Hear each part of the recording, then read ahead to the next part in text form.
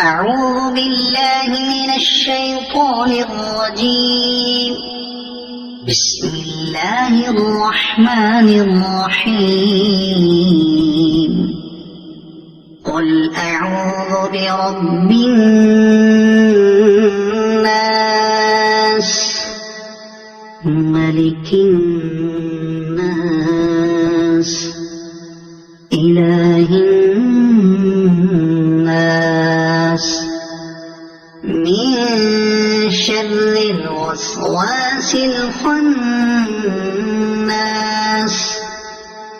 الذي يوسوس في صدور الناس من الجنة والناس. صدق الله العظيم.